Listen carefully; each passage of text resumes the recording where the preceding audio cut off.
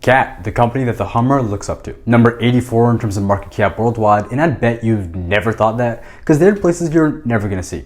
Have you ever thought of vacationing at a coal mine? I don't think so. 35% of your brain probably thought they were still doing it with pickaxes. Like, no. This is the annual report and some other information bunched up together so you don't have to read it. I'll cover what they actually do, their financials, a little SWOT analysis, and what management expects the future to be like. And yes, I am going to tell you exactly how they got these behemoths on site. And no, I'm not going to tell you where in the video that's going to be.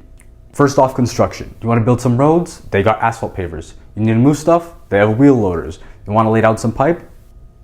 They have pipe layers too. They made around $27 billion in revenues from this category, and it's about a 9% bump up compared to last year. Up next, resource extraction and support. Drills, they got that. Non-street legal giant trucks, they have that too. This is the 798 AC, and this is the scale. It can carry 410 tons, which is the equivalent of around 2 blue whales.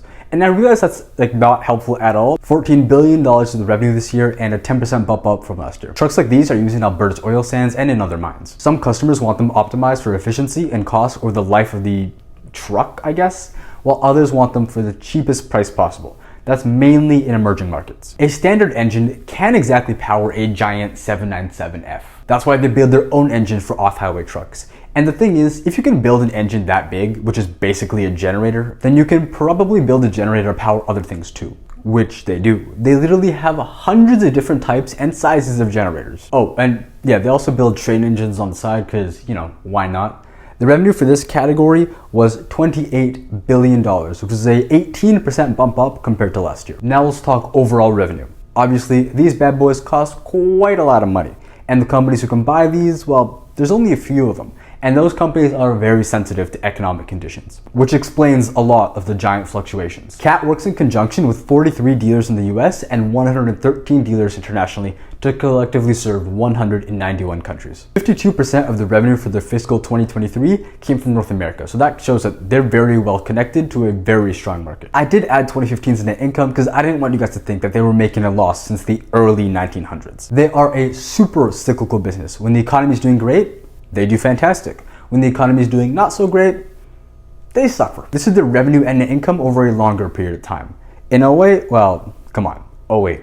In 2016, 2017, there was a slowdown.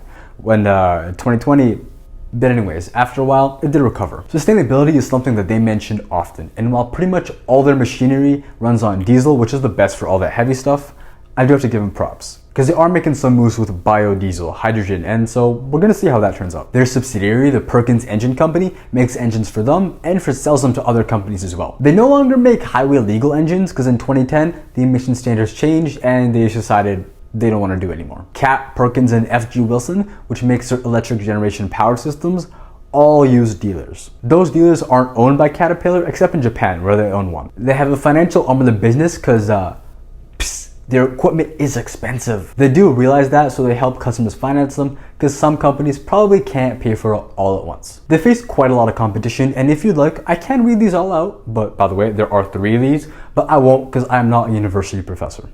But let's list a few of them and compare their performance. First up, the company that's known for making big machines for farming, John Deere. Next up, the Japanese company who's in a similar industry to Caterpillar, who's in mining, construction, and defense. They are Komatsu. Total returns, including dividends, are Caterpillar, Deere, Komatsu, and MHI. Caterpillar has a PE ratio of 17, while Deere is at 14. Komatsu is at a low 9.5. Now, it's enough talking about competition. Let's talk about Caterpillar specifically. Their CEO, John Pleby, was paid $26, $21, and $24 million from 2023 till 2021. Now it's time for a short little SWOT analysis. Do you need a shovel on roids? They have that. They have over 300 different types of machines. They even have merch and toys. Brand-wise, you know this logo. One of their weaknesses is building these machines cost a lot of money. So you're tying up a lot of your capital in the materials and all the factory overhead and all that fun stuff. One of their potential opportunities is self-driving. And before you go freak out and go, oh my God, please don't, no. Just think about it for a second. There's nothing other than dirt and rock. There are no pedestrians. There may be a few exits and everyone is wearing a high-vis vest. It could work, and you best believe Caterpillar is already working on it. A potential threat is the fact that they're competing with other multi-billion-dollar companies who have almost the same resources that they do. So if they start slacking off, that could be bad. Caterpillar has invested $2.1 billion into R&D to make sure they stay at the tippity top. To answer the question of how exactly are they brought to the site, no, it's not self-driving, because remember, they are bigger than probably the road itself. They're just chopped up into little pieces and then shipped in multiple separate loads, and then assembled on site. I've talked a lot about the past, but what exactly is management saying about the future? Condensing these 2 pages into one sentence, it's going to be pretty much the same. As of December 2023, they had an order backlog of $28 billion, which is just a few billion down from 2022. So pretty similar numbers. Well, that is Caterpillar, the big yellow company that likes to build some small toys for the mining, construction, and energy and transportation sectors. Please like, sub, and do not look to me for investment advice. Maybe look at the SEC's Guide to Investing or talk to a financial professional. Anyway, goodbye, people.